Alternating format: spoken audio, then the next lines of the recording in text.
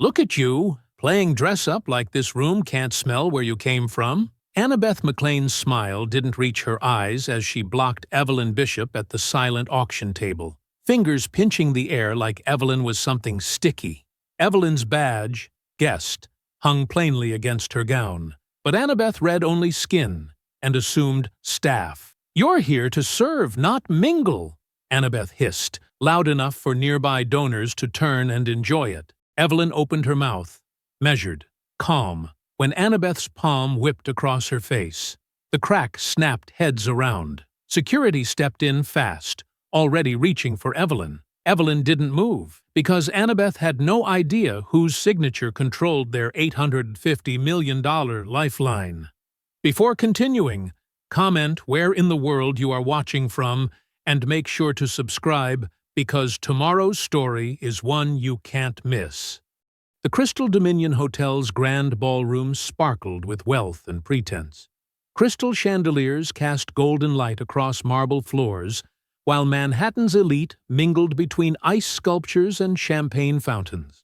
Evelyn Bishop moved through the crowd like a shadow, her black designer dress chosen specifically to blend rather than stand out. "Another drink, ma'am?" A server offered her a fresh glass of sparkling water. "No, thank you." Evelyn's voice was soft but firm. She watched the room with careful eyes, noting every meaningful glance and whispered conversation.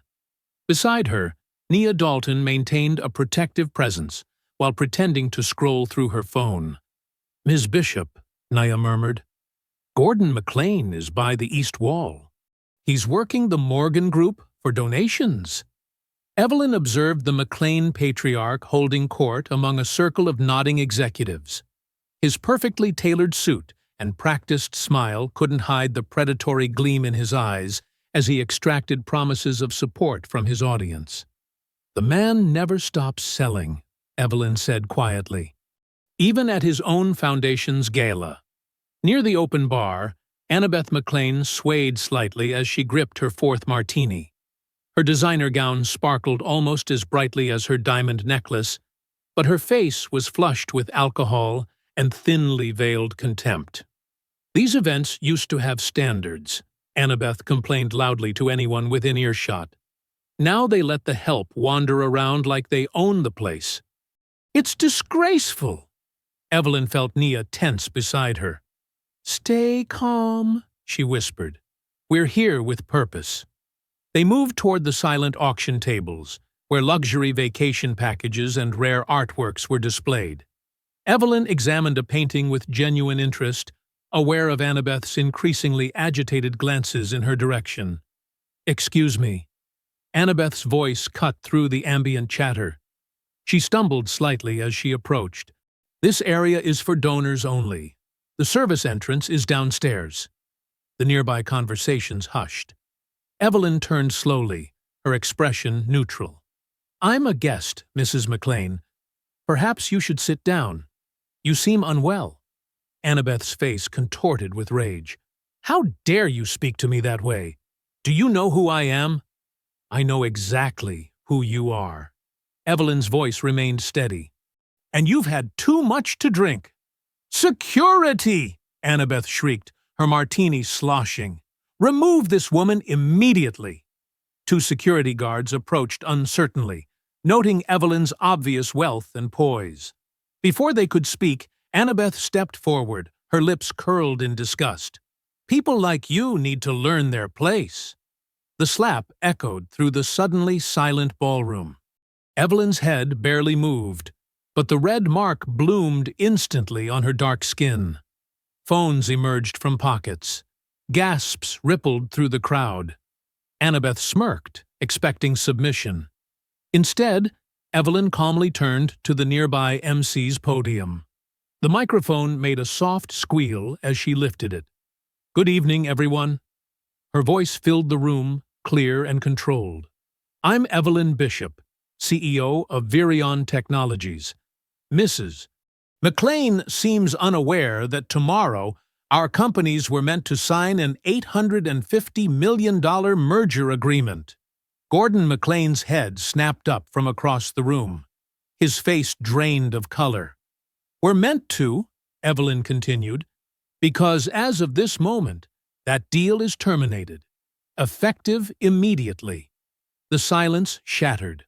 Phones began ringing throughout the ballroom. Donors backed away from Gordon as if his presence had become toxic. Annabeth's smirk melted into open-mouthed horror.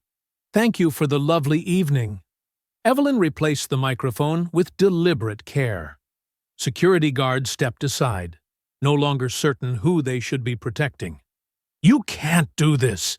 Annabeth's voice cracked with panic. "Gordon, do something!"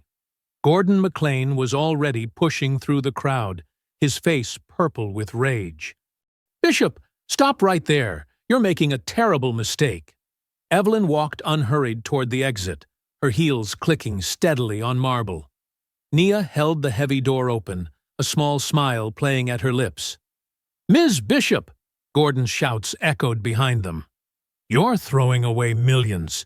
You'll regret this." The cool night air embraced them as they stepped outside. Car horns and city sounds replaced the chaos of the ballroom. Evelyn's car waited at the curb, sleek and black against the glittering Manhattan backdrop. "Nice work in there," Nia said as she opened the car door.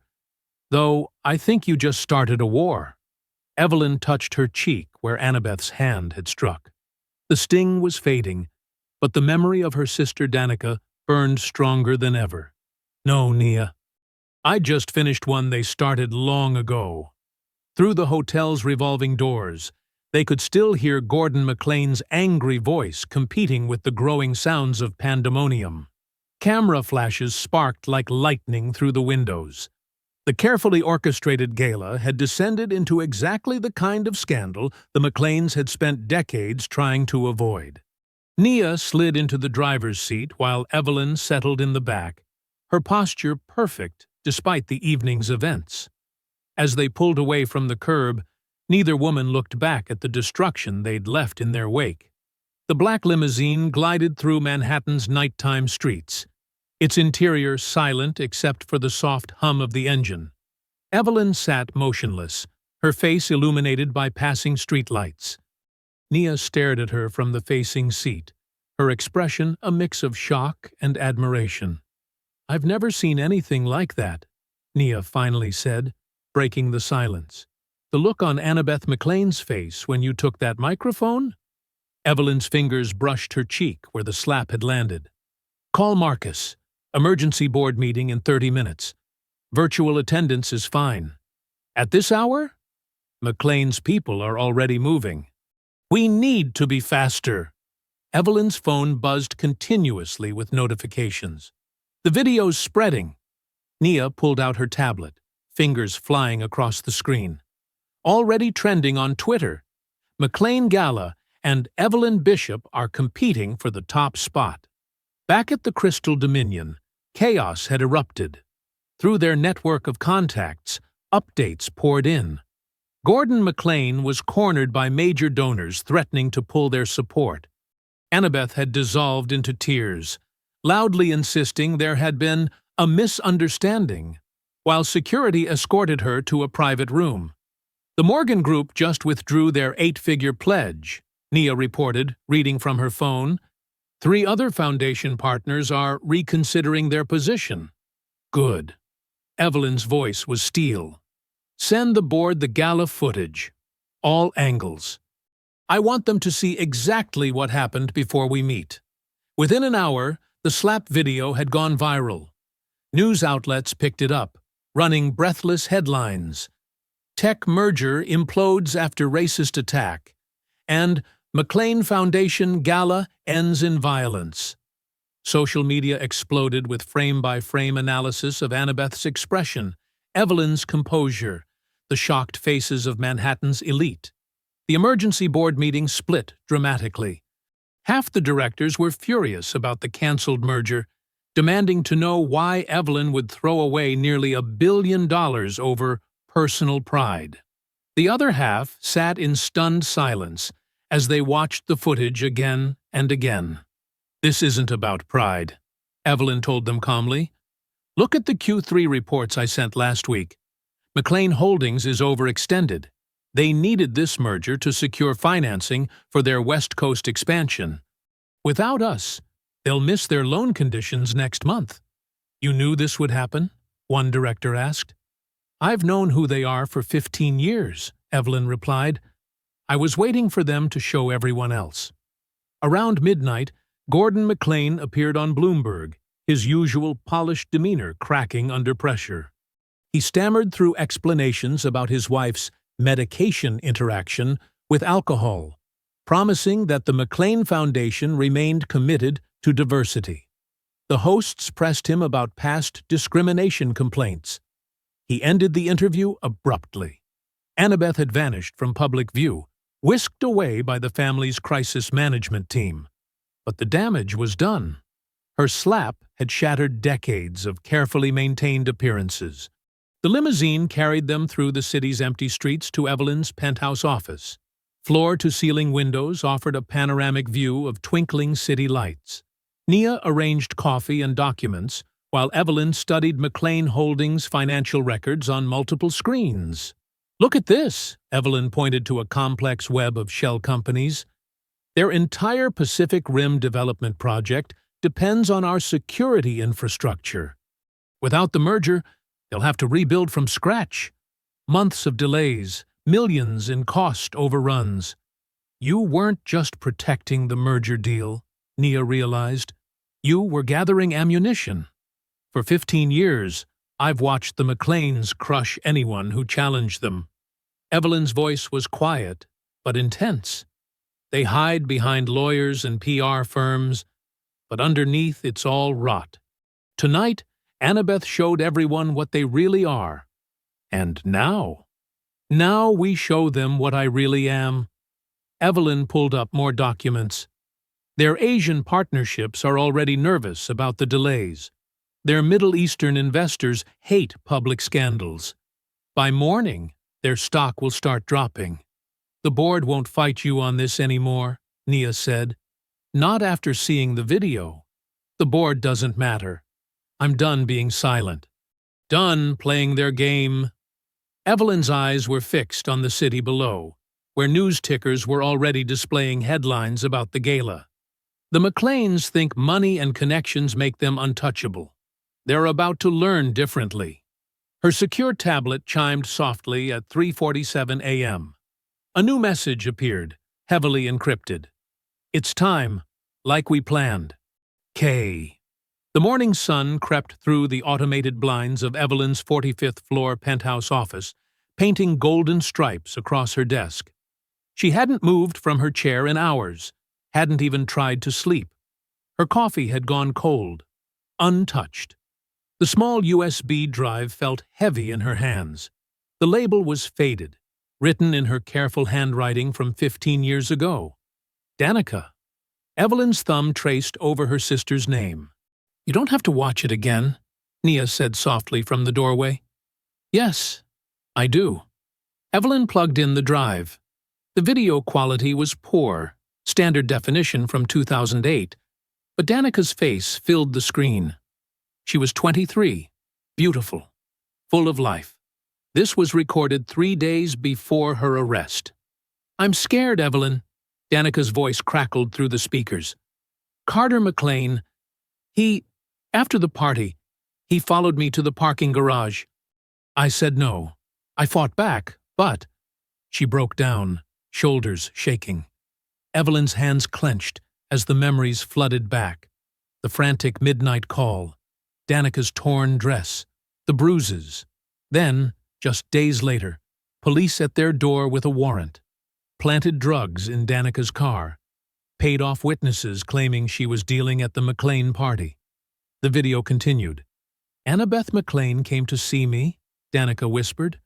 Said if I knew what was good for me, I'd plead guilty. Said they'd make sure I got maximum sentence if I didn't. She called me a lying little... Danica couldn't finish.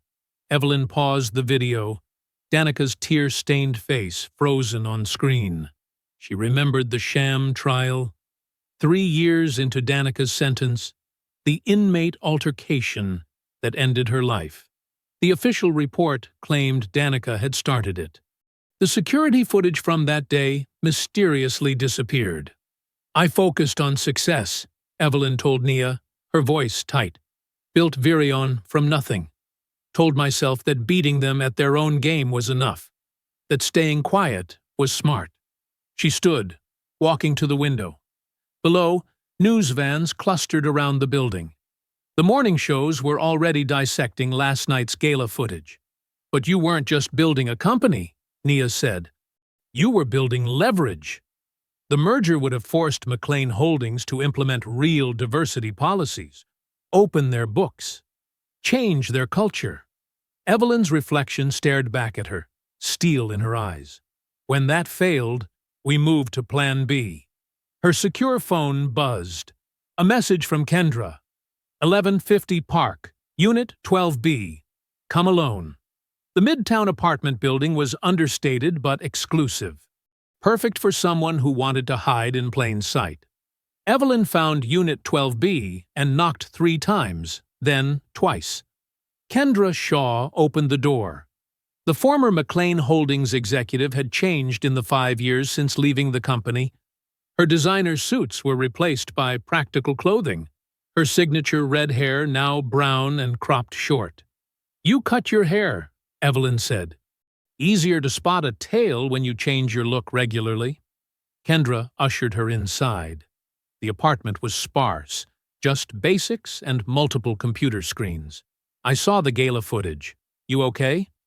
Better than Annabeth Mclane's reputation. Evelyn settled into a chair. You've been busy. 5 years of very careful digging. Kendra pulled up documents on her main screen. Every shell company, every bribe, every covered-up scandal. The racist emails are just the surface. Wait until you see the offshore accounts. Carter's still VP of Operations.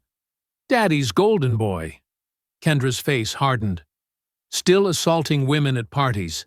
Still getting away with it. But I've got victims willing to talk now. And evidence, Annabeth paid them off. Evelyn studied the screen. How deep does it go? All the way to the top.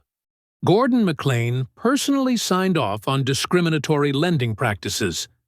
Their urban development projects are designed to drive out minority communities. And Carter, Kendra paused. Carter's gotten worse, more violent, more confident he's untouchable. Like father, like son. Gordon's careful. Carter's reckless. That's our way in. Kendra pulled up more files. But Evelyn, they'll come for you hard. These people, when cornered, they burn lives to the ground. Your company, your reputation, may be worse. They already took what mattered most. Evelyn's voice was ice. Everything since then has been building to this. Kendra nodded slowly. She walked to a closet, unlocked a hidden panel, and removed a steel briefcase. The locks clicked open. Everything's here, Kendra said. Financial records, emails, photos, recordings of Annabeth arranging payoffs, Carter's victim statements. She lifted a folder. And this is Danica's original intake file, the real one, before they doctored it. Evelyn's hands trembled slightly as she opened the folder. Crime scene photos spilled out. Danica's injuries documented in stark detail. The medical examiner's notes described defensive wounds, signs of sexual assault. And there, paper-clipped to the front, was the intake form with Carter Mclane's name clearly listed as the assailant, spattered with Danica's blood. They thought they destroyed every copy, Kendra said quietly. But you saved one. I was a junior exec back then. Saw Annabeth order the cover-up. Been gathering evidence ever since. Kendra touched Evelyn's shoulder. It's all here. Everything we need to bring them down. Not just for Danica, for everyone they've hurt. The afternoon sun blazed against the glass facade of the Javits Center as Evelyn's car pulled up to the curb. A wall of photographers immediately swarmed, their cameras clicking like angry insects. Ms. Bishop, your response to Annabeth Mclane's slap? Did you deliberately sabotage the merger? Are you filing assault charges? Nia created a barrier with her body, guiding Evelyn through the chaos. Security guards formed a protective corridor, but microphones still thrust toward her face. Is this about race, Ms. Bishop? Sources say you have a personal vendetta. Evelyn kept her face neutral, spine straight. Inside the building's relative calm, she checked her phone. Mlan Holdings' statement was already trending. We deeply regret any misunderstandings at last night's charitable event. Mrs. Mlan was attempting to address a security concern when an unfortunate interaction occurred. We are reviewing legal options regarding Ms. Bishop's subsequent actions, which have caused significant market disruption and shareholder losses. Misunderstanding, Evelyn muttered. That's what they called it with Danica, too. The conference hall was packed. Her keynote speech had drawn double the expected attendance after last night's drama. As Evelyn took the stage, whispers rippled through the crowd. Phones raised to record her every move. I'm here to discuss the future of quantum encryption, she began, her voice steady, not tabloid gossip. For 45 minutes, she delivered a masterclass in technological innovation, never once acknowledging the elephant in the room. But beneath her professional demeanor, rage simmered. Every time she saw a Mlan Holdings logo on an attendee's laptop or badge, her sister's face flashed in her mind. Her phone buzzed continuously throughout the speech. Notifications poured in as Mclain's PR machine kicked into high gear. Headlines screamed, "Tech CEO's meltdown, signs of instability." Social media posts painted her as angry, irrational, playing the race card. Comments flooded Virion's pages. Go back to where you came from. Another angry black woman who can't control her emotions. Diversity hire having a tantrum. In the green room afterward, Marcus Wells, her longest-serving board member, waited with a grave expression. The stock's down 12%, he said without preamble. Major investors are nervous. You need to step back, Evelyn. Let things cool down. You mean, let them win. Evelyn's voice was deadly quiet. Again, this isn't about winning. It's about protecting what you've built. What good is revenge if it destroys everything you've worked for? Her phone pinged. A new email from an anonymous account. Don't destroy what your sister died for. Back off while you can. Evelyn showed Marcus the screen. They're already trying to destroy it, but this time I'm ready. Back at Virion's headquarters, alarms blared through the IT department. Hackers were hammering their servers, probing for weaknesses. But Evelyn had prepared for this years ago. Critical data was backed up in offline storage, encrypted with algorithms she'd designed herself. Another wave incoming, her head of cybersecurity reported. Sophisticated attack patterns. Professional job. Let them try. Evelyn authorized additional security protocols. They think they can erase us like they erased Danica. Not this time. She worked late into the night, coordinating with her team as they repelled attack after attack. The Mclains had money and power, but Evelyn had spent 15 years building a fortress. Every system, every failsafe, designed to withstand exactly this kind of assault. Social media continued to burn. Hashtags trended. Hash boycott Virion competed with Ahri Kadri, I stand with Evelyn. News channels debated the incident endlessly. Annabeth McLean's crocodile tears played on repeat. I feel terrible about the confusion. I would never intentionally hurt anyone. Evelyn's mother called, worried. Baby, these people are dangerous. Your sister. I know, Mama. Evelyn's throat tightened. But I can't let them keep doing this. Not to anyone else. Near midnight, she finally returned to her apartment. The city lights sparkled below, but she barely noticed. Her eyes fixed on the framed newspaper clipping on her desk, Danica's mugshot, Her sister's eyes were red from crying, but her head was held high. Even then, knowing what awaited her, Danica had refused to break. The article's headline read, "Local woman arrested for drug possession at society event." They hadn't even used her name. Just another nameless victim for the McLeans to bury. Evelyn touched the glass over her sister's face. "They're going to remember your name," she whispered.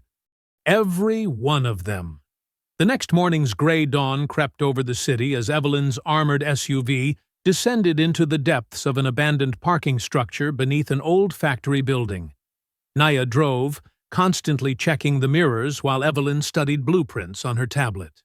"Third level down," Evelyn instructed. "Southeast corner." The garage was eerily silent except for their tires crunching over scattered debris.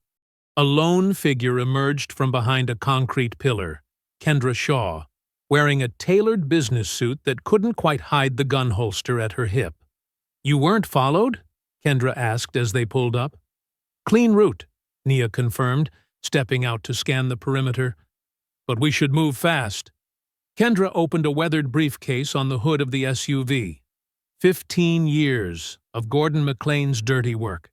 Shell companies, fake boards of directors, laundered profits. She spread out documents, pointing to highlighted sections. "See this one? Riverside Development, LLC. Sounds innocent enough. But it's how they killed that affordable housing project in Harlem." Evelyn studied the papers. "They bought the land through dummy corporations. Then let it rot," Kendra finished. "Drove property values down in black neighborhoods until residents were forced to sell. Classic McLean strategy. Strangle the community, then swoop in as saviors with luxury condos." A metallic clang echoed through the garage. Everyone froze. "We need to go," Nia whispered. "Now!" But it was too late. Dark figures emerged from behind vehicles wearing tactical gear and face masks. One raised a gun. "The documents," a muffled voice commanded. "Hand them over, and maybe you walk away." Evelyn recognized that voice, even through the mask. Carter McLean, still hiding behind others, just like with Danica. "Funny," Kendra said, slowly reaching down. "I was about to say the same thing." She whipped her leg up, her stiletto heel catching one attacker under the chin. Blood sprayed. The garage erupted into chaos. Nia moved like lightning, her taser dropping another masked man. Evelyn ducked behind the SUV as gunshots rang out, feeling a fist slam into her side. Pain exploded through her ribs. Kendra was a blur of precise violence, her heels deadly weapons. She drove her shoe through another attacker's foot, pinning him to the concrete. "Get to the car!" Evelyn scrambled for scattered papers while Nia provided cover. A bullet sparked off the SUV's armored plating. Carter McLean stayed in the shadows, shouting orders as his men fell. "Coward!" Evelyn screamed at him. "Face me yourself!" But he was already retreating, leaving his hired muscle behind. Typical. Kendra dove into the back seat as Nia gunned the engine. Tires squealed against concrete as they shot up the ramp, more bullets pinging harmlessly off the reinforced metal. "Heritage Plaza!" Kendra gasped out between ragged breaths. "I have a safe house." 20 minutes later, they huddled in a sparse apartment while Nia bandaged Evelyn's ribs. Kendra paced, still running on adrenaline. "There's more," she said, "about Danica." Evelyn's head snapped up despite the pain. "What about her?" Carter didn't just assault her. He recorded her confession, her real statement about what happened. Then he had it destroyed when she wouldn't back down. "But," Evelyn prompted, hearing the hope in Kendra's voice, "but one copy might still exist. Court archives, buried in the original case files. They thought they scrubbed everything, but I worked there then. I remember a backup tape getting misfiled. If it's still there, it would destroy them," Evelyn finished. Danica's own words. She stood carefully, ribs screaming in protest. "No more hiding. No more letting them bury the truth. We're going public with everything. They'll come at you harder, Kendra warned. What happened today will seem gentle compared to— Let them come. Evelyn's voice was steel. I'm done playing their game. Later that night, alone in her bathroom, Evelyn studied her reflection. Purple bruises bloomed across her brown skin. Blood matted her hair where she'd hit the concrete. Her designer suit was torn and stained. She thought of Danica. How she must have looked after Carter was done with her. How she looked in that prison photo, refusing to break. How she looked in that coffin, finally broken. Evelyn's hands shook as she lifted her phone. The live button pulsed red, waiting. One touch would start the avalanche. No going back. She remembered what her mother always said. Sometimes doing right hurts worse than doing nothing. Do it anyway. Her finger hovered over the button. In the mirror, Danica's eyes stared back at her through the bruises. The same determination, the same fire. This time, the truth wouldn't die in the dark. This time, justice would have teeth. This time, the McLeans would learn what real power felt like. Evelyn steadied her phone, framing her battered face in the screen. All those bruises would tell their own story. Every mark was evidence. Every injury was ammunition. The live button pulsed, waiting for her touch. The city lights twinkled behind Evelyn as she settled into her leather chair, adjusting the camera angle. Her study was intentionally lit to highlight the bruises on her face, the torn sleeve of her designer blouse, the butterfly bandage above her eyebrow. Every mark told its own story. She took a deep breath, wincing at the pain in her ribs, and pressed live. Good evening, she began, her voice steady and measured. My name is Evelyn Bishop, CEO of Virion Technologies. You may have seen videos of Annabeth McLean assaulting me at their charity gala. What you don't know is why I was really there. The viewer count started climbing. 1,000, 5,000, 12,000. The McLean family built their fortune on broken bodies and buried truths. Tonight, I'm going to show you exactly how. She held up a thick manila folder. These documents prove systematic discrimination in hiring practices at Mlan Holdings spanning 2 decades. She began methodically sharing screenshots of internal emails. Annabeth McLean complaining about too many ethnic hires. Carter McLean directing HR to maintain our company culture by rejecting qualified minority candidates. Gordon McLean's memos about demographic considerations in property development. But this goes deeper than corporate racism, Evelyn continued, her calm demeanor masking the fury beneath. The McLean family doesn't just discriminate, they destroy lives. 50,000 viewers now.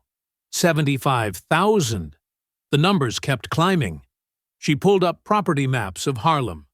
Through shell corporations like Riverside Development LLC, they deliberately targeted black neighborhoods. They bought properties through dummy companies, left them to decay, and forced residents out when property values plummeted. The evidence was damning. Bank transfers, shell company registrations, emails discussing neighborhood rehabilitation while plotting mass displacement. Your luxury condos are built on our graves, Evelyn stated flatly. Your wealth is stolen from our communities. 200,000 viewers. Comments flooded in faster than anyone could read them. Then she paused, touching the silver locket at her neck. Danica's locket. 15 years ago, my sister Danica attended a McLean family party. She was 23, bright, beautiful. She never came home. Evelyn's voice remained steady even as her hands trembled slightly. Carter McLean assaulted her. When she threatened to report it, Annabeth McLean had her framed and imprisoned. She died there, alone. She held up police reports, court documents, bank transfers to corrupt officers, They thought they buried the truth with her. They were wrong. 500,000 viewers now. The internet was catching fire. "This isn't revenge," Evelyn declared. "This is revelation. This is truth breaking free after 15 years in darkness. This is what justice looks like." She displayed more evidence. Annabeth's hush money payments, Carter's threatening emails, Gordon's offshore accounts hiding millions in dirty profits. To every person the McLeans have crushed, silenced, or destroyed. I see you. Your stories matter. Your lives matter. And this, she gestured to her bruised face, this is what happens when we stop being afraid. The viewer count passed 1 million. Your wealth was built on our graves, she repeated, staring directly into the camera. This isn't revenge. It's revelation. She ended the broadcast but kept working, uploading document after document to a secure website. Within hours, the video hit 3.8 million views. McLean crimes trended worldwide. Financial news networks ran breaking coverage as Mlan Holdings stock plunged in after-hours trading. Her phone buzzed constantly. Nia filtered urgent messages. Deutsche Bank suspending their partnership with Mlan Holdings. The SEC launching an investigation. Protesters gathering outside McLean headquarters with signs reading, "Justice for Danica." Gordon McLean appeared on CNBC, his usual Polish cracking. "These allegations are baseless.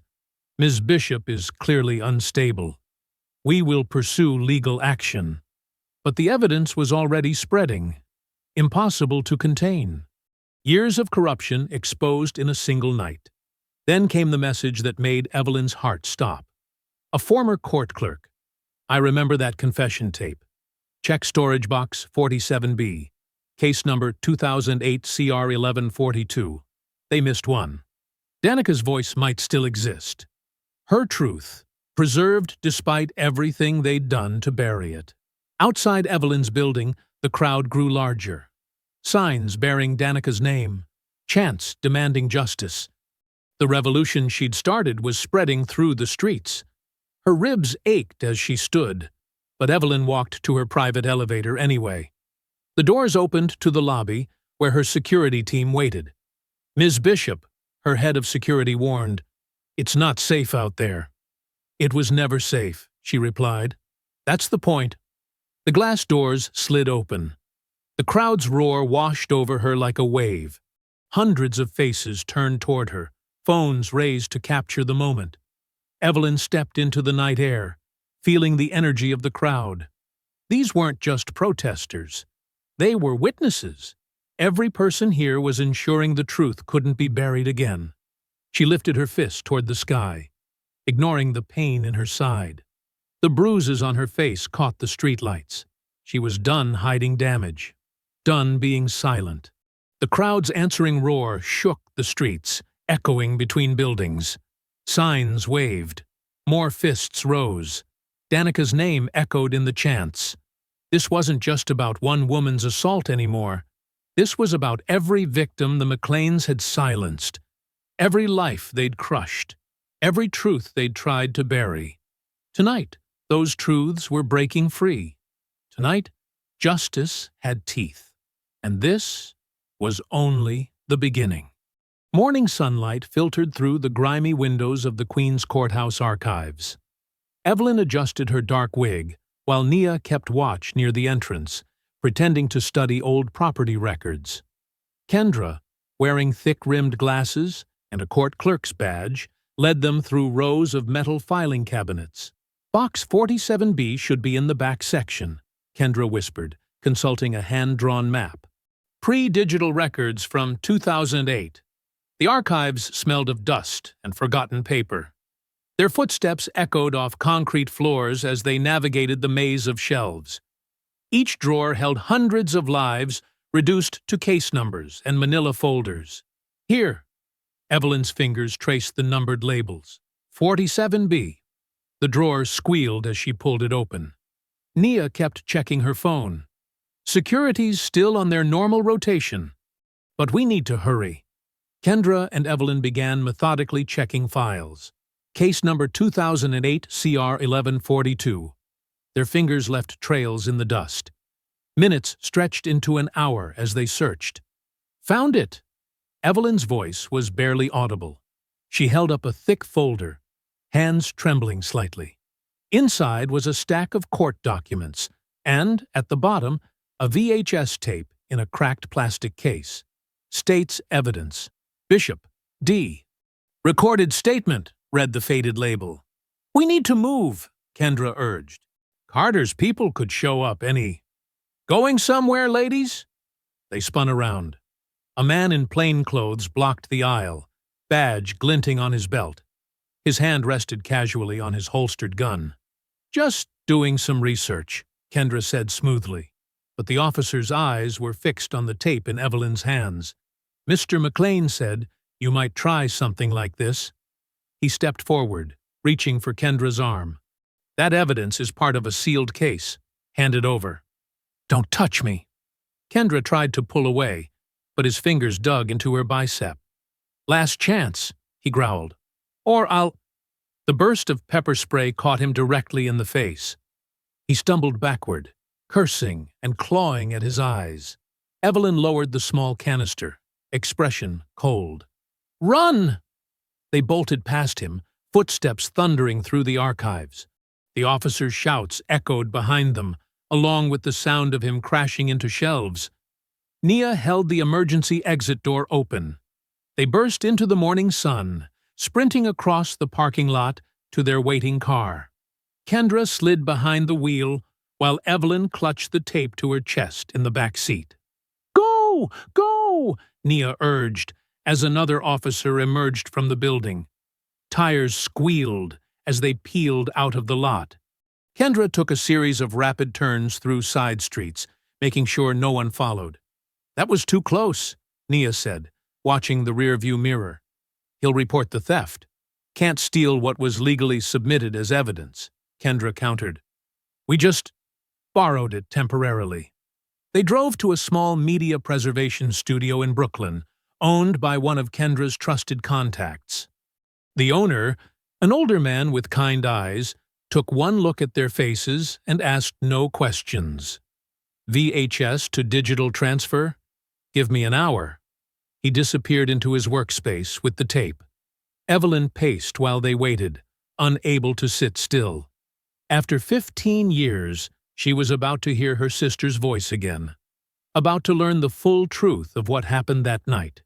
Finally, the owner emerged with a USB drive. Quality's not great. Tape was pretty degraded, but the audio's mostly intact. They gathered around a monitor in the back room. The footage was grainy, showing a bare concrete room. A timestamp in the corner read 06-15-2008. Danica appeared on screen, wearing an orange jumpsuit. She looked so young, so afraid. Dark circles shadowed her eyes. State your name for the record, came an off-screen voice. Danica Bishop. Her voice trembled. You've requested this interview to make a statement about the night of March 3rd, 2008. Proceed. Danica took a shaky breath. I need to tell the truth about what really happened at the McLean house. She described attending the party, how Carter McLean had cornered her in his father's study, the assault, the threats afterward. Mrs. McLean, Annabeth, she came to see me the next morning. Danica's voice cracked. Said if I went to the police, they'd make sure Evelyn lost everything. Said they'd make her disappear like they did to other girls who caused trouble. Tears streamed down her face, so I stayed quiet. But then they planted drugs in my car anyway. Said they needed insurance to keep me quiet forever. The footage jumped slightly. Damage to the tape. When it resumed, Danica was sobbing. I'm only telling this now because I don't think I'm going to make it much longer in here. They have people on the inside. I hear them at night, whispering outside my cell. She leaned toward the camera, eyes desperate. Carter McLean raped me. Annabeth McLean covered it up. I need someone to know the truth. Her final words came in a broken whisper. Tell Evelyn? I did it for her?" Evelyn collapsed forward in her chair, a wail of anguish tearing from her throat. On screen, her sister's tear-stained face stared back through 15 years of buried truth. "Oh, God, Danica!" Evelyn's shoulders shook with sobs. "I'm so sorry. I'm so sorry I didn't protect you." Nia wrapped her arms around Evelyn, while Kendra stopped the playback. The small room filled with the sound of Evelyn's grief, raw and primal, released after years of rigid control. Through the window, sirens wailed in the distance. The city continued its endless rhythm. But in that dark room, time stood still, as a sister's final confession broke down the walls around a truth too long buried. The evening sun cast long shadows across the National Press Club's main ballroom. Camera flashes peppered the packed room like lightning as Evelyn Bishop approached the podium. Her burgundy suit was immaculate, her posture straight and unwavering. Behind her, a massive screen dominated the wall. Civil rights leaders filled the front row. Reverend Marcus Green, who'd marched with Dr. King, nodded solemnly at her. Several members of her board sat nearby, alongside top financial reporters from every major network. 15 years ago, Evelyn began, her voice steady, my sister Danica was silenced. Today, she finally gets to speak. She pressed a button on the remote. The room darkened. Danica's face filled the screen. Young, scared, wearing prison orange. As the confession played, gasps rippled through the crowd. Phones lifted to record.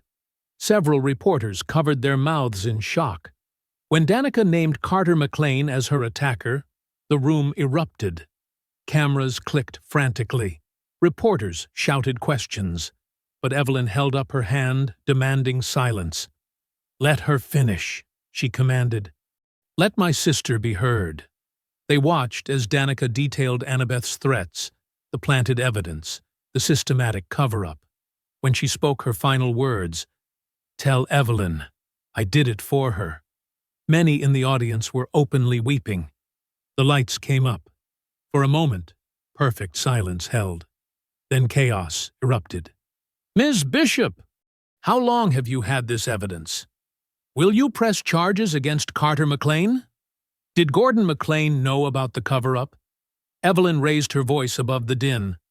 "My legal team has already forwarded comprehensive RICO documentation to the Attorney General's office.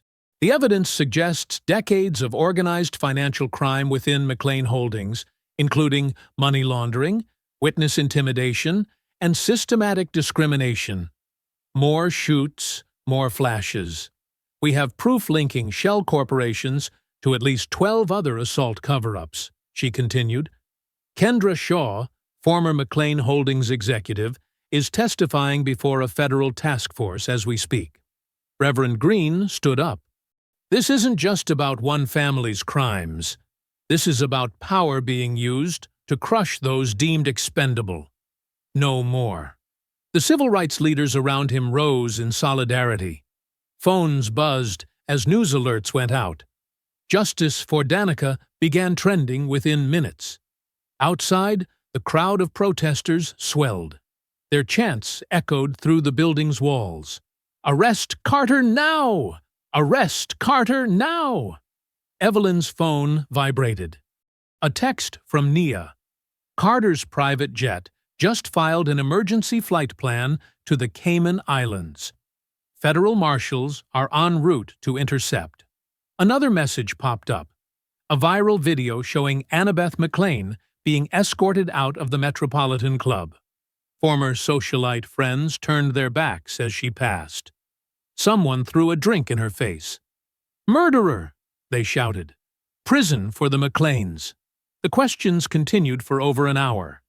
Evelyn answered each one with measured precision, never letting emotion crack her professional veneer. But her eyes burned with quiet triumph. Finally, her board chairman approached the podium. "Ms. Bishop, on behalf of the entire Virion board, we owe you an apology. Your courage in pursuing justice despite our initial skepticism, has been remarkable. We stand with you completely." Several other board members who'd criticized her nodded vigorously. Their support felt hollow now, but Evelyn acknowledged them graciously. This wasn't about personal vindication. After the press conference, Evelyn's security team escorted her through back corridors to avoid the media crush. Her phone wouldn't stop buzzing with messages of support, interview requests, and updates about the McLeans' crumbling empire. She directed her driver to the rehabilitation center where her mother was recovering. The familiar antiseptic smell hit her as she walked the quiet hallway to room 412. Her mother was sitting up in bed, watching the news coverage on a small TV. She turned it off when Evelyn entered. "You did it, baby," she said softly. "You really did it." Evelyn sat on the edge of the bed, suddenly exhausted. "We did it, Mama. Danica did it." The truth finally came out. Her mother reached for her hand. The IV tubes shifted slightly. "First time I've seen you smile in 15 years. First time I've felt like smiling," Evelyn admitted. They sat together in comfortable silence, holding hands like they used to when Evelyn was small. Outside the window, the city lights began twinkling on. "Remember how Danica used to sing in the kitchen?" her mother asked suddenly. "Making up silly songs while she did the dishes?" Evelyn laughed, a real laugh, surprising herself. That terrible one about the rubber gloves being octopus hands. They both chuckled, the sound strange and wonderful in the sterile room. For a moment, the weight of the past lifted slightly. "Get some rest, Mama," Evelyn said, standing reluctantly. "I'll be back tomorrow." The day's victories followed her home. Carter McLean was in custody at JFK Airport. Kendra's testimony had sparked 3 new federal investigations.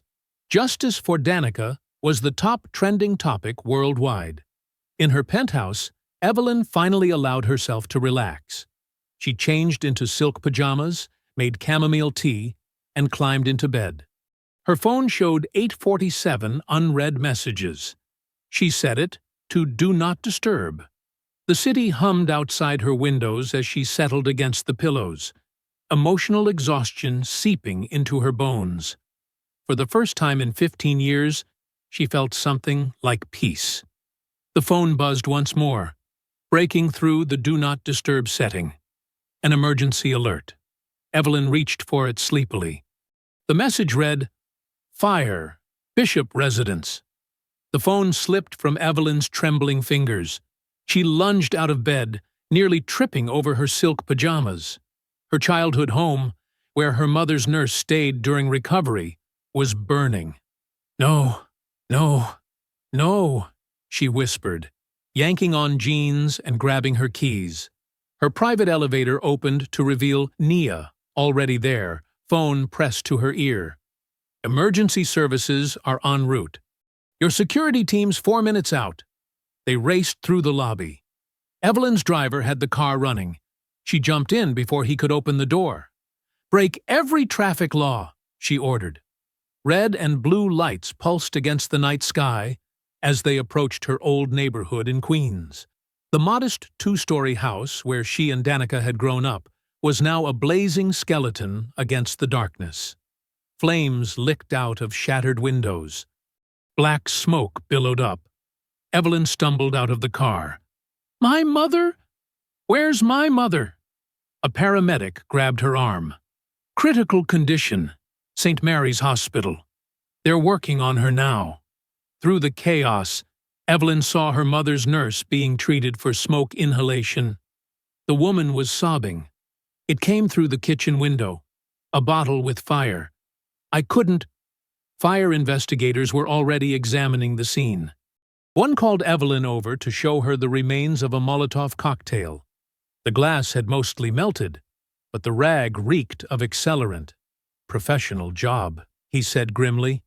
They knew exactly where to throw it for maximum damage.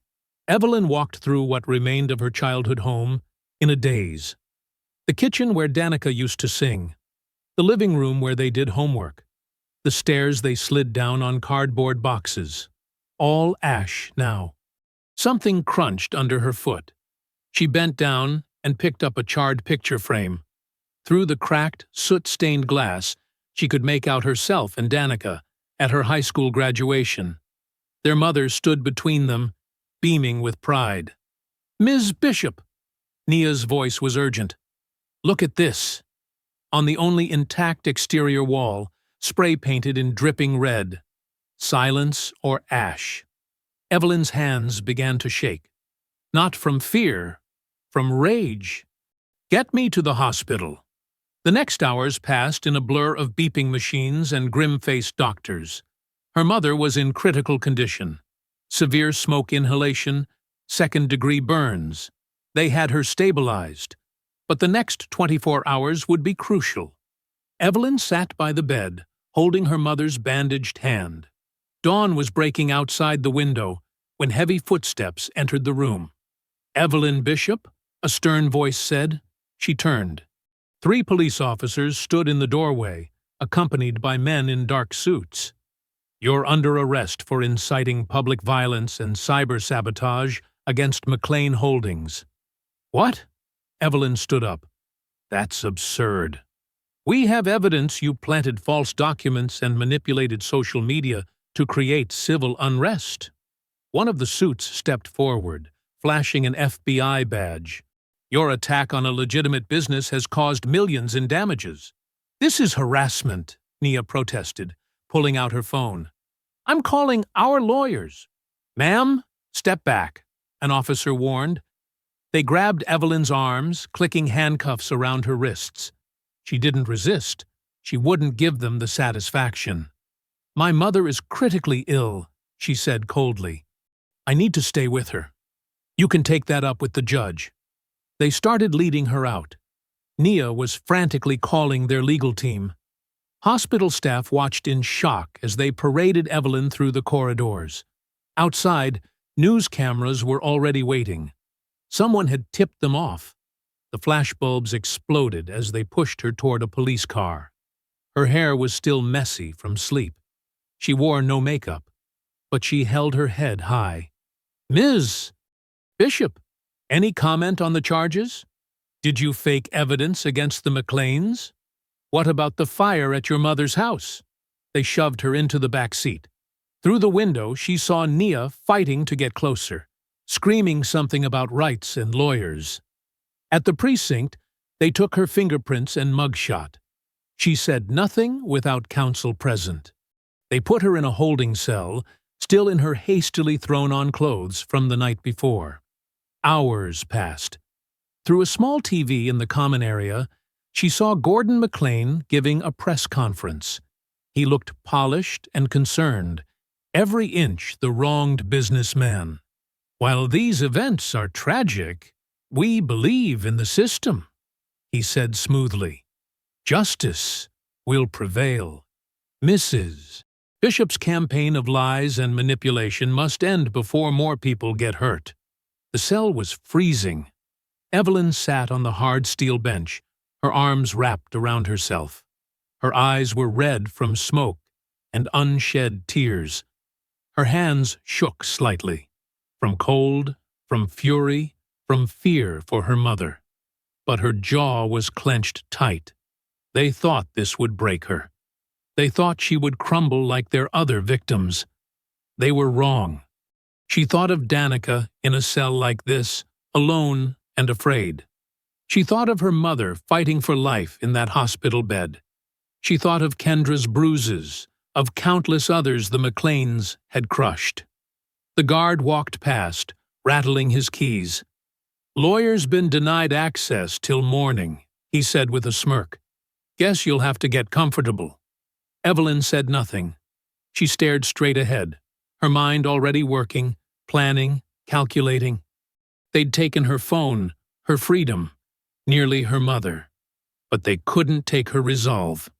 The cell was silent except for the hum of fluorescent lights and distant voices. Outside her tiny window, the city was waking up to news of her arrest. The Mclanes thought they'd won. They had no idea what was coming. 2 days had passed in that freezing cell when the guard's keys rattled again. This time, his smirk was gone. Bishop, you're out. He opened the door with obvious reluctance.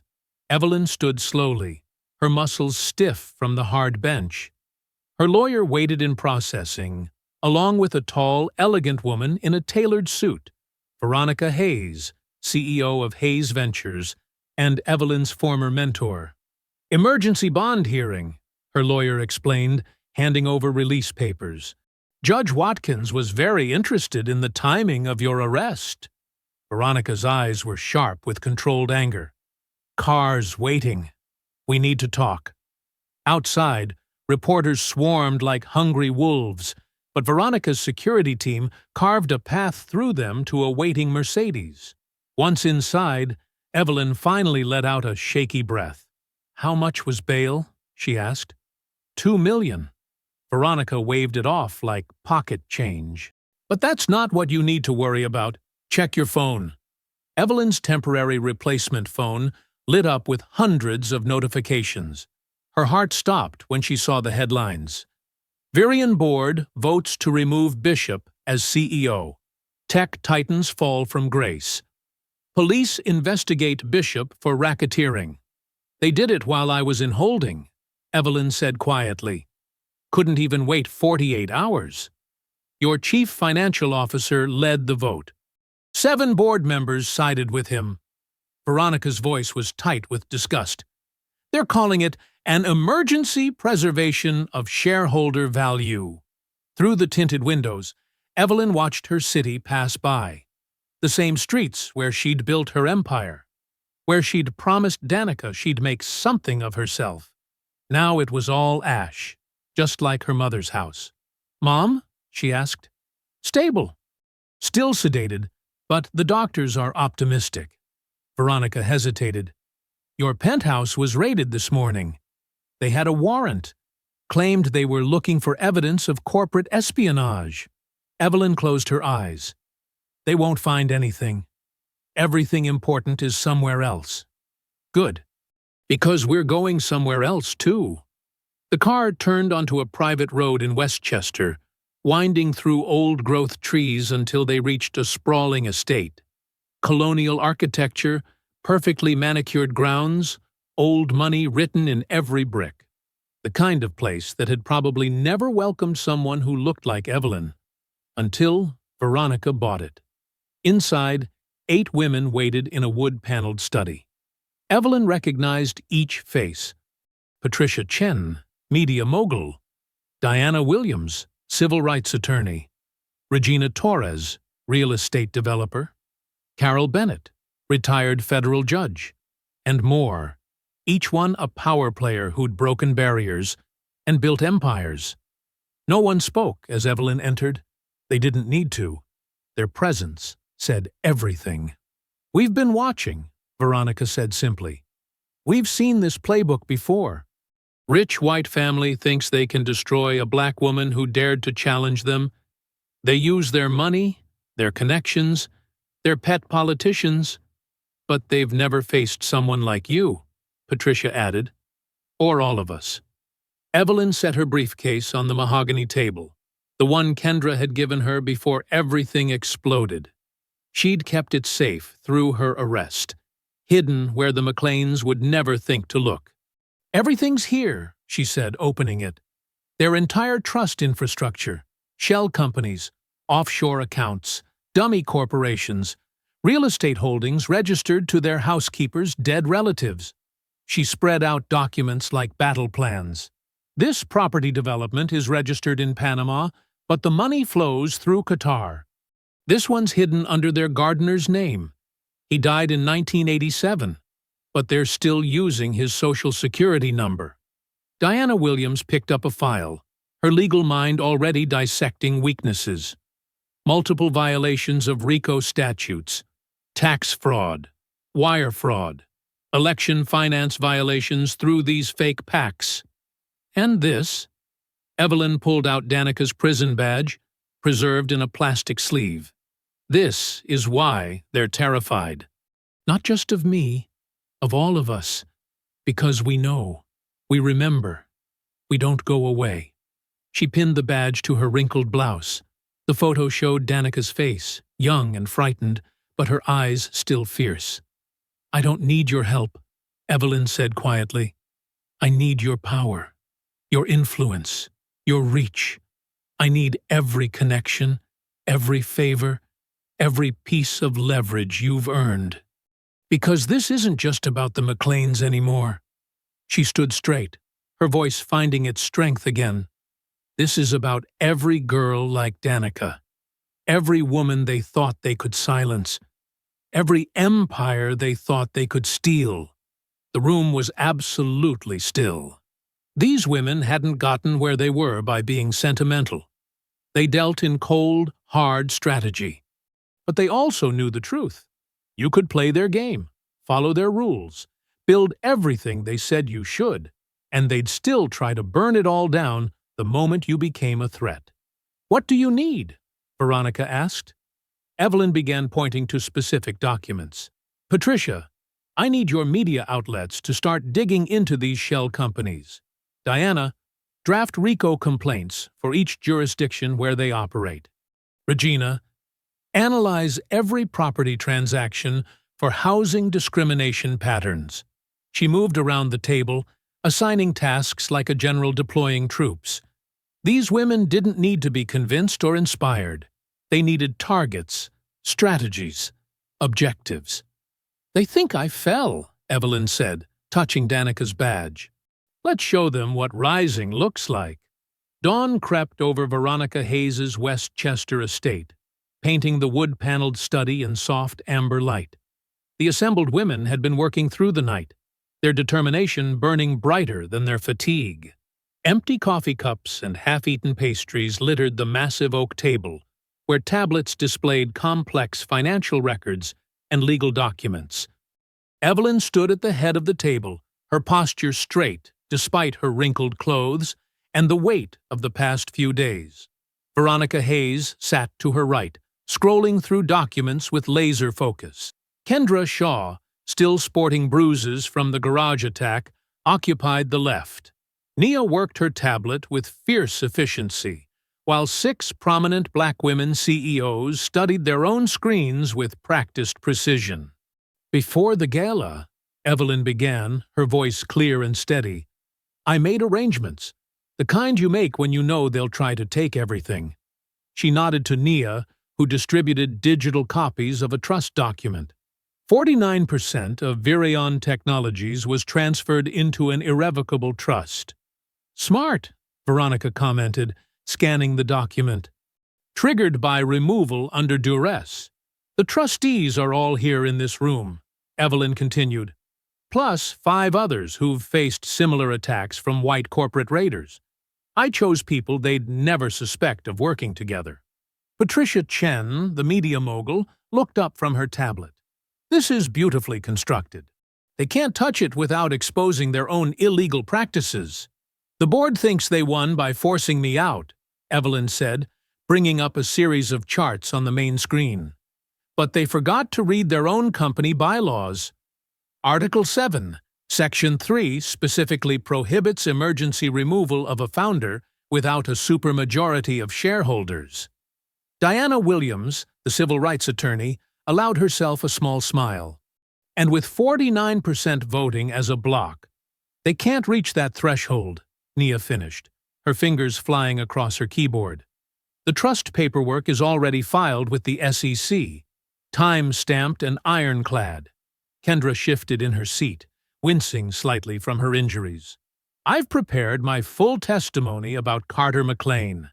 Everything from Danica's assault to the attack in the garage, plus documentation of his involvement in the firebombing." The room grew silent at the mention of the fire. Evelyn's jaw tightened, but she kept her voice steady. "The RICO charges are ready?" Diana nodded, pulling up a complex flowchart. "We've mapped every shell company, every illegal transaction. The pattern is clear: fraud, money laundering, witness intimidation, obstruction of justice. The firebombing gives us the violence predicates we need for RICO charges to stick. The warrants are being prepared quietly," Veronica added. Judge Carol Bennett is handling them personally. No leaks, no warnings. Regina Torres, the real estate developer, studied property documents on her screen. I've identified 37 instances of housing discrimination, all tied directly to Gordon McLean's shadow companies. The pattern is undeniable. And the media strategy? Evelyn turned to Patricia. Coordinated release across all platforms. The moment the arrests begin, we go live with the full story. No speculation, no spin, just hard evidence and Kendra's testimony. We'll break it simultaneously across print, digital, and broadcast. Nia raised her hand slightly. The trust vote is ready. One click, and we reclaim board control. Your reinstatement as CEO will be immediate and binding. Evelyn studied the faces around the table. These women had built empires of their own, fought battles most couldn't imagine.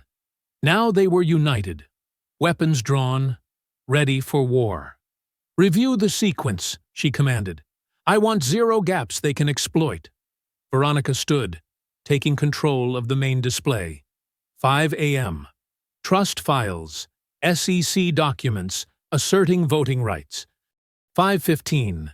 Emergency board meeting convened electronically. 5:30. Vote to reinstate you as CEO. 5:45. Federal agents execute search warrants at McLean Properties. 6 a.m. Patricia continued. Media embargo lifts. We flood every channel with evidence, testimony, and documentation. By 6:30, the story will be impossible to contain or control. The McLeans will try to spin it, Diana warned. They'll claim persecution, play victim, cry reverse discrimination. Let them, Kendra said firmly. I've got videos of Carter bragging about Danica. Audio of Annabeth arranging the cover-up. Their own words will bury them. Evelyn touched Danica's badge, still pinned to her blouse. The metal was warm from her body heat, like a constant reminder of purpose. She studied the intricate web of evidence and action plans displayed across the screens. Years of planning, months of positioning, all coming down to the next few hours. Nia, she said quietly, are the servers ready? Triple redundant backups, encrypted, distributed across secure locations, Nia confirmed. They can't touch our data or communications. Kendra, you're safe here? Kendra nodded. Veronica's security team is better than the Secret Service. I'm not going anywhere until it's done. The room hummed with controlled energy, the quiet before the storm. These women understood power, not just how to get it, but how to use it, how to turn it against those who thought they owned it exclusively. Evelyn looked at her assembled allies, each one a testament to resilience, to refusing to stay silent or small. No statements yet, she said firmly. No warnings, no threats. Let them hear the sirens first. As dawn broke over Manhattan, the first rays of sunlight glinted off the glass and steel facade of Mlan Holdings' headquarters. Early shift employees trudged toward the revolving doors, coffee cups in hand, many still yawning. The usual morning quiet shattered as a convoy of black SUVs and federal vehicles screeched to a halt, lights flashing against the building's reflective windows. Federal agents! Everyone stay where you are! The commanding voice echoed across the plaza as dozens of armed agents poured from vehicles, badges gleaming. Security guards reached for their radios, but quickly raised their hands as agents stormed the lobby.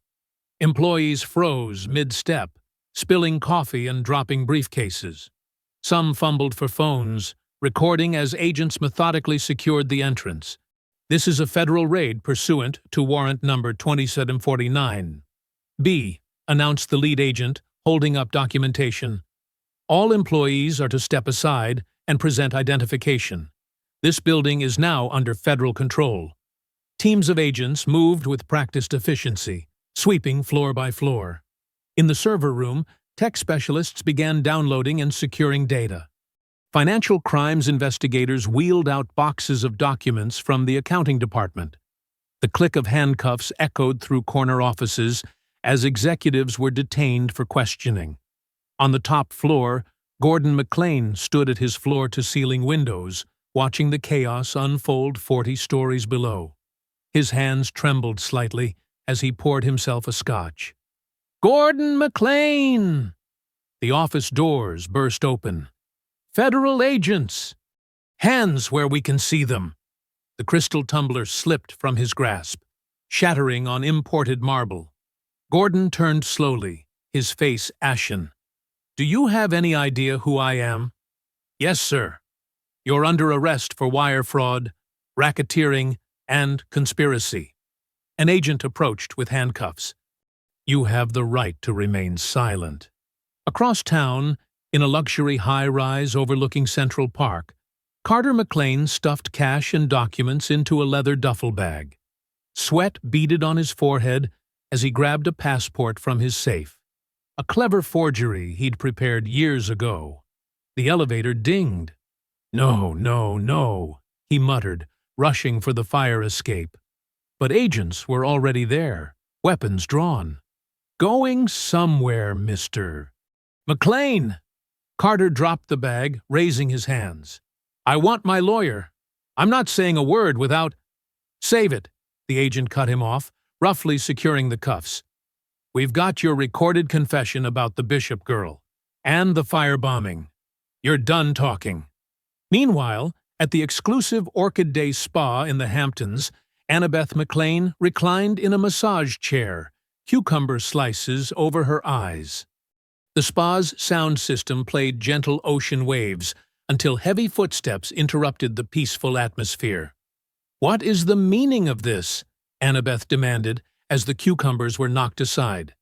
"I'm a member here. Do you know who—" "Annabeth McLean, you're under arrest for conspiracy, witness tampering, and accessory to assault." The female agent was unmoved by Annabeth's spluttering protests. "This is ridiculous. I demand you release me. I'll have your badge for this." Annabeth's shrieks echoed through the spa as they led her out in her robe, other patrons recording on their phones. In a secure conference room at Veronica Hayes's estate, Evelyn and her allies watched multiple live feeds of the raids. News helicopters circled Mlan Holdings, capturing footage of executives being escorted out in handcuffs. Social media exploded with videos of the arrests. "Release the archives," Evelyn commanded softly. Nia nodded, pressing a key. Within minutes, thousands of documents went public. Emails, financial records, surveillance footage, all meticulously organized and annotated. But the centerpiece was Danica's prison confession video, now digitally enhanced and crystal clear. On screens across America, Danica's tear-streaked face appeared. "Carter McLean attacked me. When I threatened to report it, Annabeth McLean came to my cell. She said, if I stayed quiet, my family would be taken care of. If I didn't—" The video cut to security footage of Annabeth sliding an envelope through prison bars. Former Mlan Holdings employees began calling news stations, sharing stories of discrimination, harassment, and retaliation. The company's stock plummeted to record lows as trading was suspended. Outside Mlan Holdings, the crowd of protesters swelled. Many held signs with Danica's photo. Their cheers grew deafening as Gordon McLean emerged between federal agents, his tailored suit wrinkled, his usual arrogance replaced by visible fear.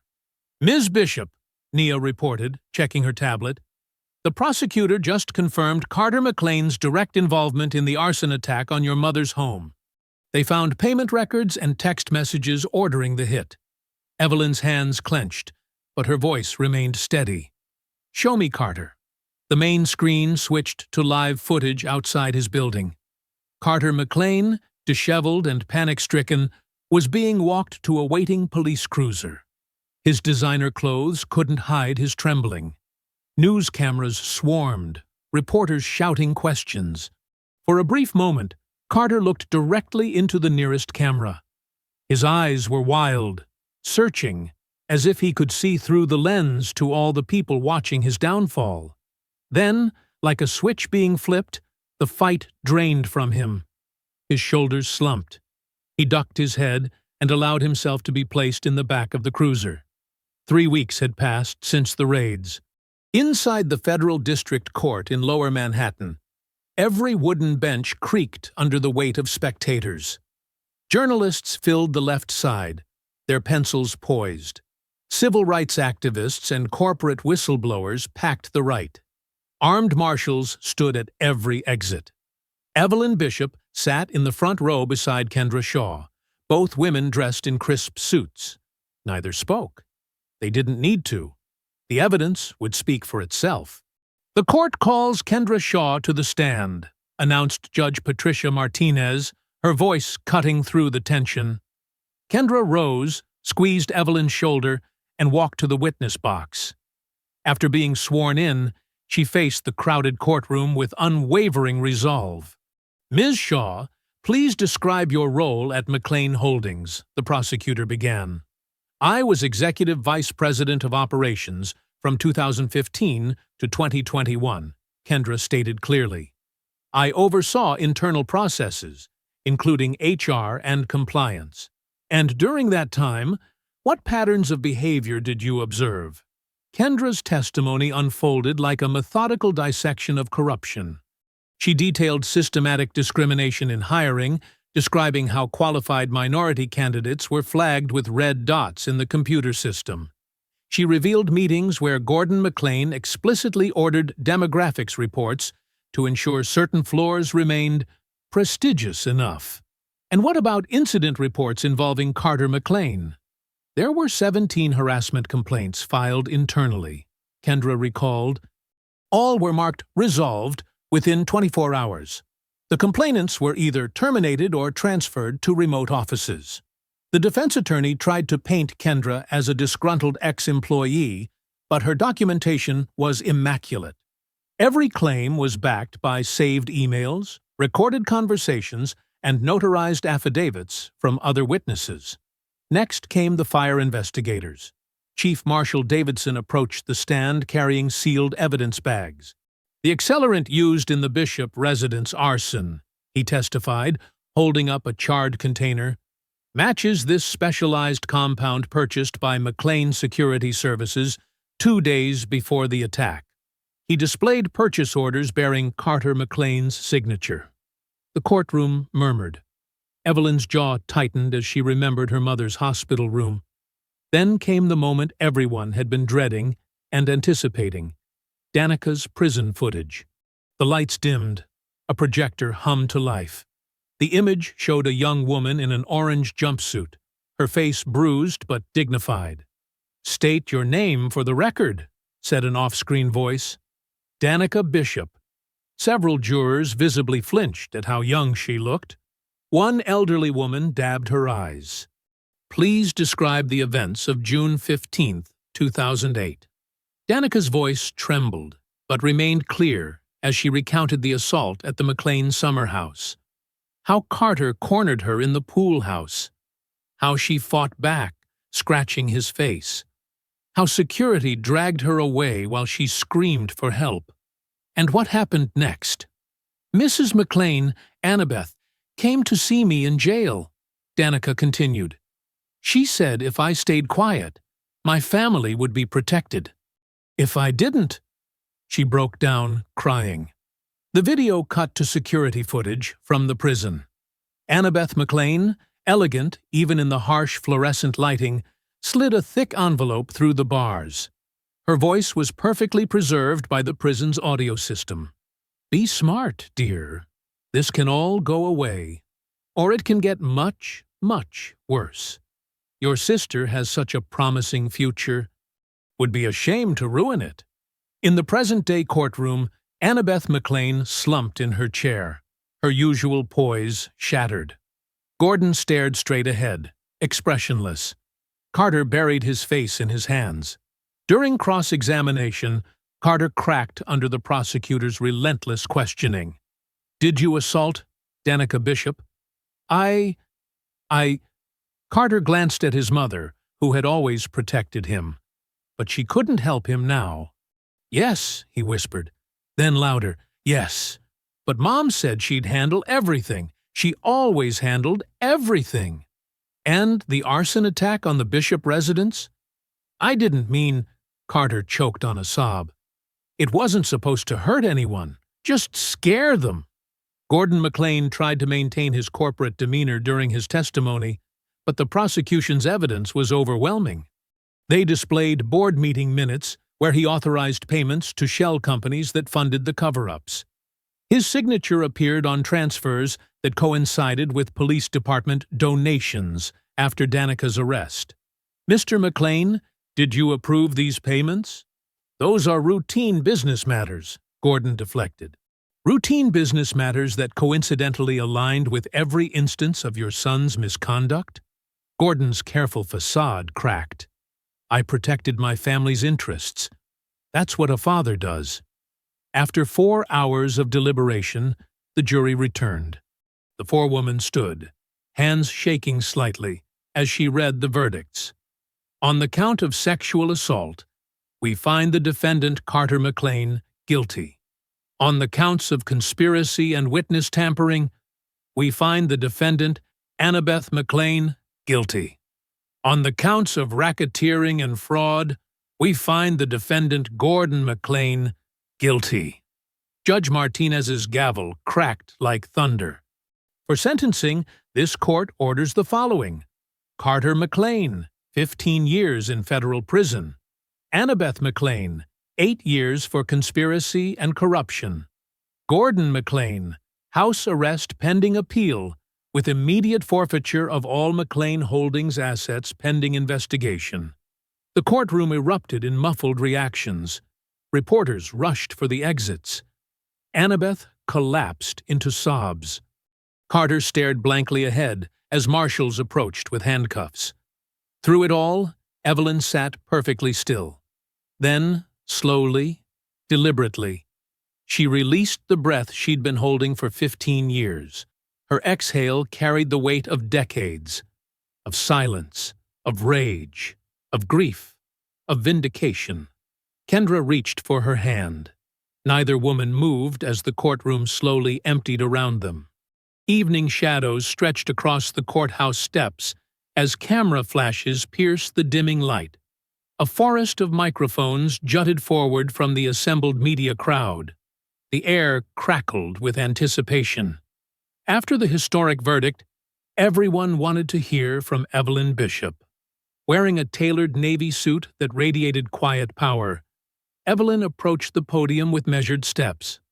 Her heels clicked against the marble, each step deliberate and grounding. Behind her stood a row of supporters: Kendra Shaw, Veronica Hayes, and the other women who had helped bring down the McLean empire. To her right, her mother sat in a wheelchair, elegant in a cream-colored dress, her hands folded carefully in her lap. The clicking of cameras intensified as Evelyn took her position. She didn't shuffle papers or check notes. She simply stood, commanding attention through presence alone. When she spoke, her voice carried clearly across the courthouse plaza. Today's verdict isn't about revenge, she began, her tone steady and resolute. This was about accountability. For too long, power and privilege have served as shields against consequence. That ends now. She paused, letting the words settle. A few reporters tried shouting questions, but Evelyn continued undeterred. Mlan Holdings will be dissolved under court order. Their assets, built through decades of discrimination and corruption, will be redirected into restitution funds for those they harmed. The majority will establish affordable housing initiatives in the very communities they once redlined and exploited. The announcement sent ripples through the crowd. Phones emerged as reporters rushed to break the news. Evelyn waited for the commotion to settle before continuing. But this victory doesn't belong to me alone. It belongs to every woman who refused to stay silent, to every whistleblower who risked everything for truth, To every activist who kept fighting when the powerful tried to bury their voices. She turned slightly, acknowledging the row of women behind her. To Kendra Shaw, who gathered evidence at the risk of her life. To Veronica Hayes, who believed in justice when others counseled compromise. To every CEO and lawyer who stood with us when it would have been easier to look away. Thank you. Her voice softened then, thick with emotion but never breaking. Most of all, this belongs to my sister, Danica Bishop. She died because the McLeans believed their money could buy silence. They believed they could bury her truth. But today, her voice was finally heard. Evelyn's mother dabbed at her eyes with a handkerchief. Several reporters looked down, momentarily dropping their professional detachment. The McLeans tried to paint me as angry, unstable, vindictive, Evelyn continued, steel returning to her voice. They were right about one thing. I was angry. But anger in the face of injustice isn't weakness. It's fuel. It's the spark that lights the path to change. Questions erupted from the crowd. Evelyn raised a hand, silencing them with quiet authority. She would answer only one. What happens next? She repeated, selecting a question from the chaos. A small smile touched her lips, not of triumph, but of determination. We build what they tried to burn. We create what they tried to destroy. We rise where they wanted us to fall. She gestured to her team. Virion Technologies will partner with minority-owned businesses to develop tech education programs in underserved communities. We're establishing the Danica Bishop Foundation to support assault survivors and fight systemic discrimination in the justice system. The work doesn't end with today's verdict. It begins. As she spoke, alerts flashed on reporters' phones. Markets were already responding. Virion stock had jumped 12 points in after-hours trading. The business headlines were shifting from scandal to transformation, from outrage to outcome. The McLeans believed their power made them untouchable, Evelyn said, drawing to a close. They believed money could bury truth. They were wrong. No one is above accountability. No fortune can hide injustice forever. That's not revenge. That's progress. She stepped back from the podium, the formal press conference complete. But instead of leaving, she turned to her mother. Sarah Bishop looked up at her daughter, tears gleaming in her eyes. Evelyn knelt beside the wheelchair, taking her mother's weathered hands in hers. The moment crystallized. Mother and daughter, survivor and defender, joined in quiet victory. The crowd fell silent, cameras lowering instinctively. Then, slowly, someone began to clap. The applause spread, building like a wave, echoing off the courthouse columns. Evelyn helped her mother stand carefully from the wheelchair. They embraced as the applause continued, neither speaking. They didn't need to. After 15 years of carried grief, of calculated patience, of relentless pursuit of justice, they could finally breathe free. The truth had emerged. Consequence had followed. Justice, so long delayed, had finally arrived, not with a bang or a shout, but with the quiet dignity of truth upheld and wrong made right. The Danica Bishop Justice Center gleamed in the evening light, its restored Art Deco facade a testament to transformation. The building, once a crown jewel in Mlan Holdings' real estate empire, now served a higher purpose. Through the tall windows, warm light spilled onto the sidewalk as elegantly dressed guests arrived for the inaugural scholarship gala. Inside the grand hall, crystal chandeliers cast a soft glow over round tables draped in midnight blue. Teachers, students, civil rights attorneys, and families filled the space with animated conversation. At one table, a group of law students eagerly discussed their upcoming internships with the center's legal aid program. At another, Formerly incarcerated women shared stories of rebuilding their lives through the Foundation's support. Nia Dalton, now COO of Virion Technologies, worked the room with practiced ease. Her promotion had come naturally. She'd more than proved herself during the McLean battle. She paused to check final details with the staff, her leadership style both commanding and compassionate. Near the entrance, Kendra Shaw signed copies of her book, Breaking McLean, Inside the Empire of Corruption. The investigative exposé had spent 28 weeks on the bestseller list, with proceeds funding advocacy work. Her hands bore faint scars from that night in the garage, but her smile was victorious. A wall-mounted screen quietly played the evening news. The caption read, McLean Update, Annabeth McLean begins prison work program. The footage showed a humbled Annabeth in a food service uniform serving meals as part of her re-entry requirements. Another segment displayed Gordon McLean's mansion, where he remained under house arrest, his empire dismantled. A brief mention of Carter McLean's transfer to a maximum security federal facility rounded out the coverage. At precisely 8 o'clock, Evelyn Bishop approached the podium. She wore a simple black dress, accented only by a small gold pendant, Danica's last birthday gift to her. The room fell silent. 1 year ago, she began, we proved that justice isn't just an ideal. It's a choice we make every day. Tonight, I'm announcing full funding for 2 new initiatives under the Danica Bishop Foundation. She outlined the programs: comprehensive support for wrongfully convicted women and seed funding for minority entrepreneurs. The details were impressive: legal representation, housing assistance, business mentorship, and educational grants. These scholarships aren't charity, Evelyn continued. They're investment in talent that systems of privilege tried to suppress. Their belief in voices that wealth and power tried to silence. She gestured to the scholarship recipients seated throughout the room. Look around. This is what justice looks like when we build it ourselves. The applause was thunderous, but Evelyn kept her remarks brief. She had learned that real power didn't need long speeches. Actions spoke louder. As the evening wound down, guests gradually departed. Staff began clearing tables.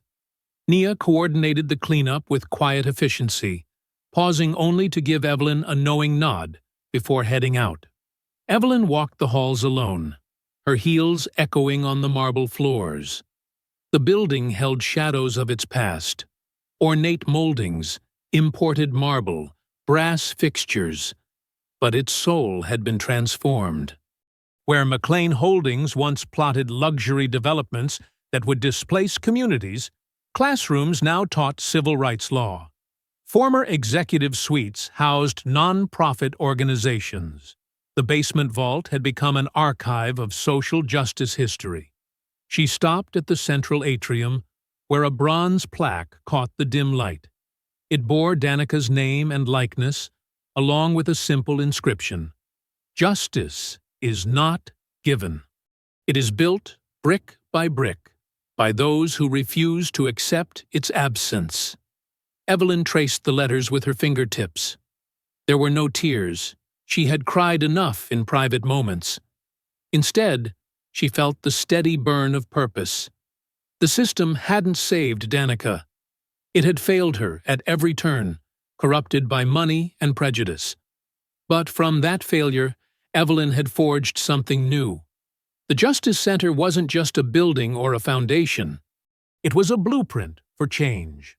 Every day, its halls filled with people working to transform the legal system, support survivors, and empower communities. It was a living testament to the truth that justice, real justice, had to be built from the ground up. Walking through the administrative wing, Evelyn passed walls lined with newspaper headlines chronicling the McLean family's fall.